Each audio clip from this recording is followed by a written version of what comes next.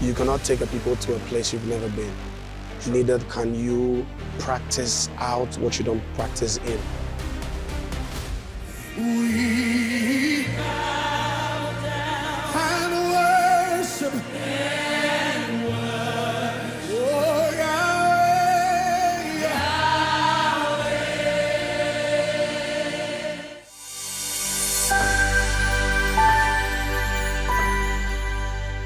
Celebrate you. Welcome to 12DG Between the Scenes.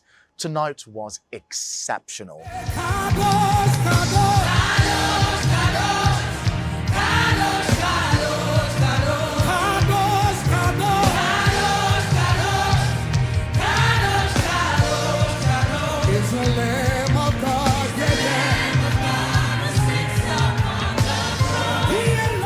We had with us the legendary Joe Mettle. Celebrate you, sir. Celebrate you. And welcome. Thank you. Tonight, sir, you were brilliant. I mean, we had things that we expected, but then tonight you blew our minds. Bless I'd God. say you blew our socks off. We Thank you give so God much for glory. that. So tonight we have a few questions. We want to take or have a glimpse into your world and see the workings, as little as it could be, and see how things work in your world over there. And so we have a few questions, so let's just dive into it. First question. Your worship is heartfelt. It's real. There's no winding. So how does that work? How do you birth that atmosphere for worship? I would say is it's more of the understanding of who you render that worship to, and being able to bring a people to a place you go to, or a place you spend time. You cannot take a people to a place you've never been. True. Neither can you practice out what you don't practice in. And so it's basically just my understanding of who God is and just sharing with the rest of the people or bringing them along. So indirectly, I'm not coming to just give him to you. I'm coming to bring you along to a place I spend time. It's basically that. So it's not an act, it's more like an expression. Normally I would describe worship as the expression of the revelation I have of the one I worship, or the one I fellowship with. So if my relationship with him is what I come out to share with the people, Yes. because if I say you are holy, do I really believe or know that he's God holy, is or I'm holy. just saying it? Yes. Exactly. So the point for which a person can easily connect sometimes also comes from a place of understanding and revelation that you share with them. Yeah. You said an expression of the revelation Of the one. the one you're worshiping. Exactly. Practicing out what you practice in. That's like taking them on a tour Exactly. of where you live. Of the place. I So think- it says that I'm taking you to a place. How can I take you there when I don't know the Don't know place? that. Exactly. True. Yeah. Oh, that's phenomenal. Okay, next question. I love this question. Tell us about your journey to God, as in your salvation story, how you found God or how God found you. I think mine started very early. A preacher came to the community, was having a crusade. And then at a point he says, if you don't give your life to Christ, what happens if you die tomorrow? You are going to hell. I said, I don't want to die and go to hell. So my first encounter to salvation was out of fear. Fear. Of death and going to hell. And so it started like that. So I was walking with God in that fear until I started really, really researching and getting to know God for myself. That I realized that that's not what he wants me to. But the point is, he loved me and he still loved me. And he wants me to come to him, give my heart to him so he can allow me walk in the original intent for which he created me. Yeah.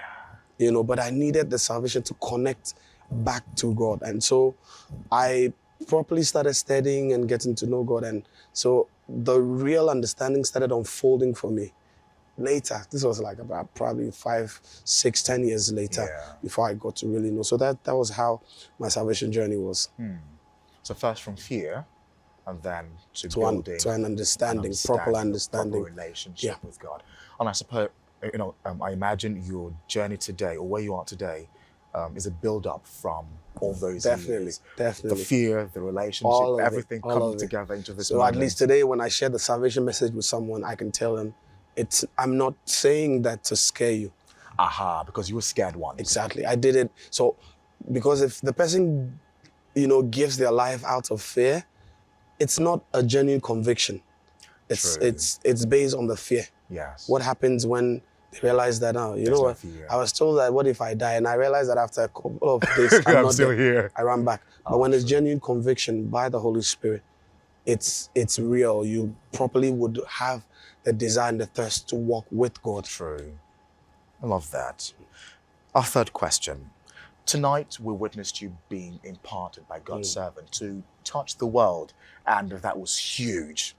So tell us, what should we expect from the future Joe Mettle with this impartation? I will go back to the one that called me to know what he wants me to do. But from the beginning, like Bishop preached, the most important thing is the Great Commission, that we go out to the world, preach the gospel.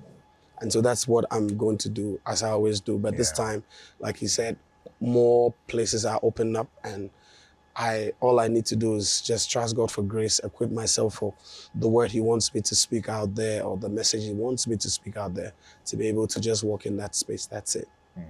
I imagine God planted this moment for you in destiny, and you had no idea this was going to play out. That is huge. So it's the same assignment, a bigger stage. Lovely. Our final question. Now, there are Christians out there who feel a call of God into the ministry of music, to lead worship or so, who do not know how to begin. Or maybe they've started, but the road seems, murky and bleak. What would you say to them? I would want to say that,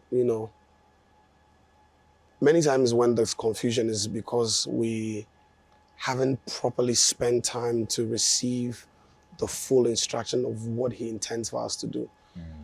People always just rush to do the work when they feel called or when they feel led to. But one of the things I want to encourage you is, when God calls a people, he calls them to himself, not to people. And so maybe part of the reason is that God is calling you to himself, not to go out there and preach to the people yet. How would you be able to tell them the message of the gospel? How would you be able to tell them who God is if you yourself haven't been able to spend time with him? It is one thing to know the word, know God and all that, but sometimes he desires that you will spend it with him, time with him, get to know him. Then after that, whatever assignment he has for you, he'll make it plain. I'm grateful to God. One of the things that I feel like it's a blessing is that God gives me instruction to walk in my purpose and in the direction he's called me to. And that helps for me to know when he wants me to move, when he wants me to stay, when he wants me to just come to him, and who he wants me to speak to and where he wants me to go. So being able to walk in that makes everything clear and works better for you. So if there's anything, what I will encourage you is go back to him. He has the original plan of what he intends for you and your destiny. I love that. Thank you so much. All right, so there you heard him. I call him the man, the music, the mystery.